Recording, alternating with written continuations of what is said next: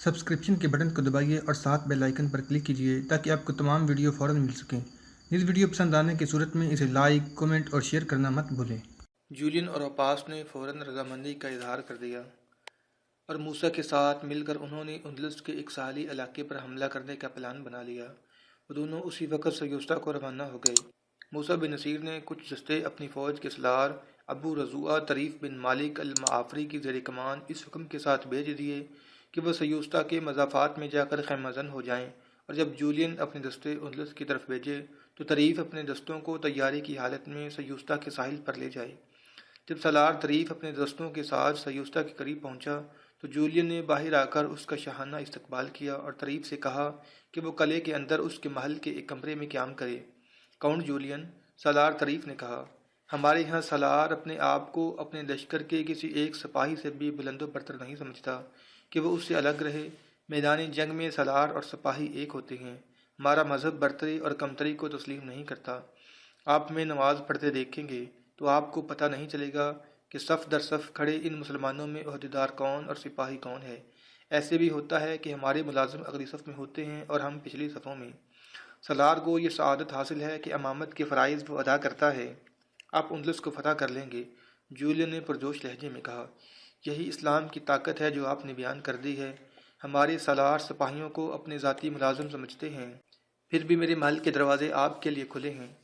پھر وہ رات آئی جب جولین کی فوج سیوسٹا کے ساحل پر بادبانی کشتیوں میں سوار ہو رہی تھی اور سالار طریف کے دستے تیار ہو کر ساحل پر پہنچ گئے تھے۔ سمندری مسافت صرف 12 میل تھی۔ جولین کی جنگی کشتیوں کے ملاح تجربہ کار تھے۔ سمندر پرسکون تھا، ہوا تیز تھی اور موافق بھی۔ ملاحوں نے متوقع وقت سے پہلے جولین کی فوج کو اندلس کے ساحل پر پہنچا دیا۔ کمان اوپاس کے ہاتھ میں تھی۔ جولین ساحل پر کھڑا تھا۔ اس کے ساتھ اس کی بیوی اور دونوں بیٹیاں فلورنڈا اور میری کھڑی تھیں۔ فوج کی روانگی تک فلورنڈا نے باپ کے لیے ایک مسئلہ کھڑا کیے رکھا تھا۔ وہ ضد کر رہی تھی کہ مردانہ کپڑے پہن کر اپنی فوج کے ساتھ اندلس جائے گی۔ اس نے باپ کا جنگی لباس نکال لیا تھا، ڈھال اور تلوار بھی تیار کر لی تھی، لیکن جولین اسے جانے کی اجازت نہیں دے رہا تھا۔ ماں بھی اسے روک رہی تھی۔ کیا میں شاہ سوار نہیں؟ فلورنڈا چیخ چلا کر کہتی رہی۔ کیا میں برچی اور تلوار نہیں چلا سکتی؟ کیا میری کمان سے نکلے ہوئے تیر ہوا میں ضائع ہو جاتے ہیں؟ ماں اور باپ اسے بتا رہے تھے کہ وہ سب کچھ جانتی ہے، لیکن جب دشمن برچیاں اور تلواریں لے کر میدان میں آتا ہے تو اپنی برچی اور تلوار سنبھل کر اور دیکھ کر چلانی مشکل ہو جاتی ہے اور کمان سے نکلے ہوئے تیر ہوا میں ضائع ہونے لگتے ہیں۔ لڑنا اور مرنا مردوں کا کام ہے۔ بے آبرو میں ہوئی ہوں، فلورنڈا نے کہا۔ اندلس پر پہلی انتقامی ضرب میں مجھے شامل ہونے دو۔ باپ نے اسے اس وعدے پر روک لیا تھا کہ جب مسلمان حملہ کر کے شاہ راڈر کو شکست دے دیں گے تو وہ موسیٰ بن نصیر سے کہے گا کہ راڈر کو زندہ پکڑ کر اس کے حوالے کر دیا جائے، پھر فلورنڈا اسے اپنے ہاتھوں قتل کر سکتی ہے۔ فلورنڈا مطمئن ہو گئی تھی اور اپنی فوج کو الوداع کہنے اپنے باپ کے ساتھ ساحل تک آئی۔ وہاں اسے مسلمان سالار ابو ذروعہ طریف نظر آیا۔ باپ نے اس سالار کے ساتھ اس کا تعارف کرایا تو فلورنڈا طریف کے پیچھے پڑ گئی کہ وہ اسے اس کے باپ سے اجازت لے دے کہ وہ اپنی فوج کے ساتھ چلی جائے۔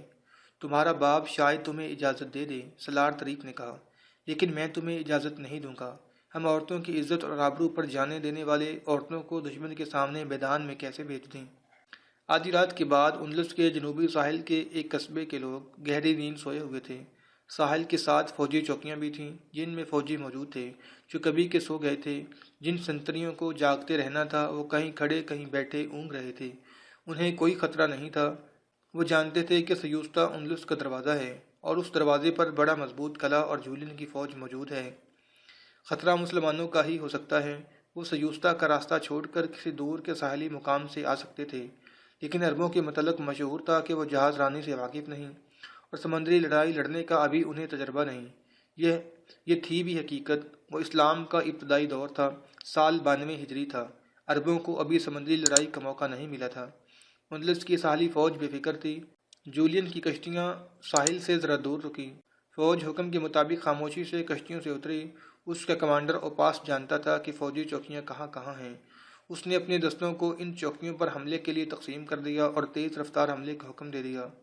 سنتریوں نے اپنی طرف سائے سے بڑھتے دیکھے، لیکن یہ معلوم ہونے سے پہلے کہ یہ کون آ رہے ہیں ان پر قیامت ٹوٹ پڑی۔